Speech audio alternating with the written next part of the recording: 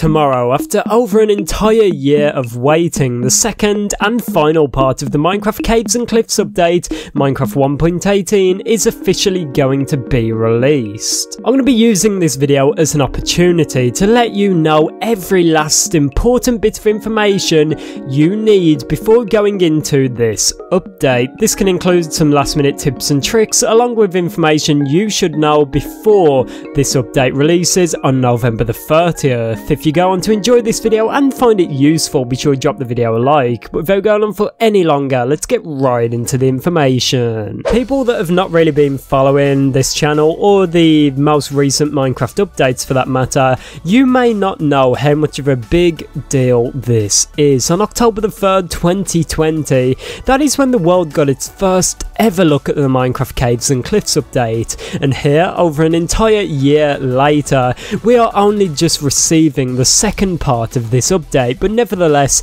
it is finally upon us, and that is why I've got quite a bit of information to let you all know before this update releases. We're going to be getting on to some of the tips and tricks a bit later on, but first I want to let you know some of the essentials in order for you to get this update downloaded in the first place, just in case you may not know how, and some things I recommend doing so that you waste the least minimum time on November the 30th. So the first thing I recommend you all do, and it may sound very confusing, but create a new world right now. I made a video about why you should do this just a few days ago, so if you want to check that out, there'll be a link down below in the description. But this may be many players' last chance to actually experience and create and build a classic Minecraft world. Java Edition players have always got the opportunity to go back to an older version of the game and load it up and play it that way,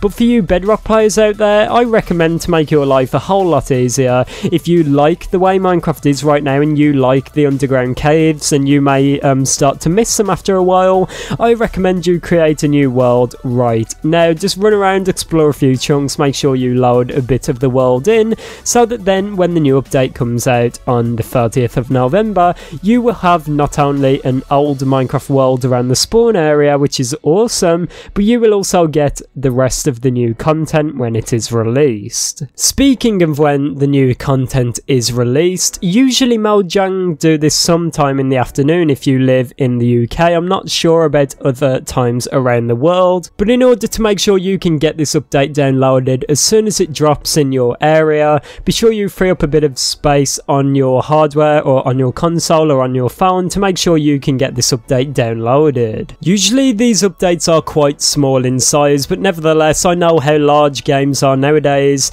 Be sure you've got plenty of space on your console, most likely around a few gigabytes, just to ensure that you can get this update downloaded as soon as it drops. I know on Xbox, and I'm not too sure about PlayStation, you can leave your console in sleep mode so that it will automatically download the update as soon as it's released. So if that's something you're into, you can do that. But yeah, long story short, just make sure you've got plenty of storage on your device of choice and make sure that you are ready to download it as soon as it releases, meaning you can experience this new content as soon as it releases. Now let's get into some of the in-game preparations you can do. Earlier I suggested making a new world right now before the release of this update so that you can get a mix of the new and old. If you have a slightly more established world that you continue to play on and you do not want to delete it and you want to experience a Caves and Cliffs update on that world, what I would do right now if I was in your situation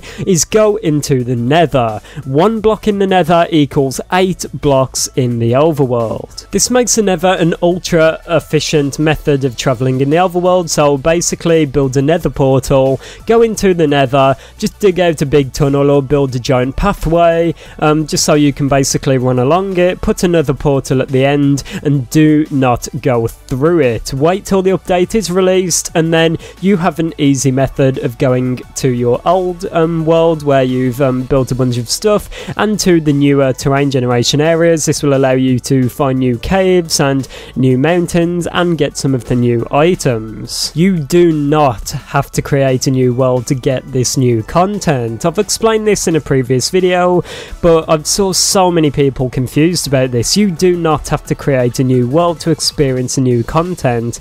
All you have to do is basically go to parts of the Minecraft world you've never explored before. You will not be able to find these items in your survival Minecraft world unless you go to a new unexplored area. The game is not allowed to generate these new items in your currently explored areas, or it will completely mess up your world. That is why you have to go to areas you've never ever been to in Minecraft, and that's why I recommend building a nether transport system. As we looked at in my previous video of this week in Minecraft, episode 3, go and check it out if you've not already, the developer over at Mojang J, the community manager for Minecraft, recommends going to the end and finding an elytra so that you can glide around your Minecraft world and just have a boatload of fun.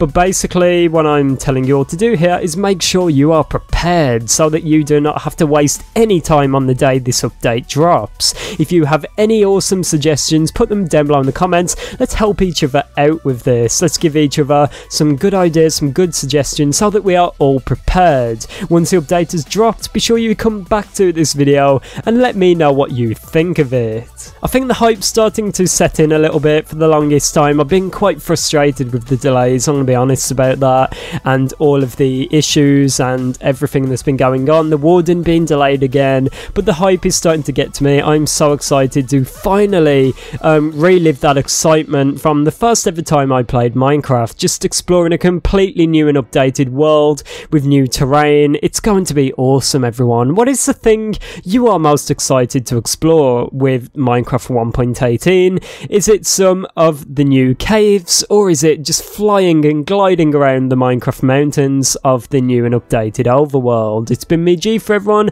Have an amazing day. If you've not already, drop a like on the video to show support and to help it get out there. Most importantly though, before we end the video, be sure you let me know what you are planning to do on the very first moment you experience a Caves and Cliffs update part 2. Are you going to be diving down deep into the new caves of the Minecraft world, or gliding high through the skies of Minecraft with the new increased height limit and the new and improved mountains? What are you planning to do first? Unfortunately, as I mentioned before, we will not be getting the Warden, the Deep Dark, and a few other things like that, including Skulk, but there's still plenty of content here for all of us to enjoy, and I just hope you guys have fun with it. It's been me, ItzJhief, for everyone. Have an amazing day. This is the best place for daily Minecraft content, so subscribe and turn that notification bell on so that you do not miss an upload. Thank you, everyone. Go play some Minecraft, and goodbye.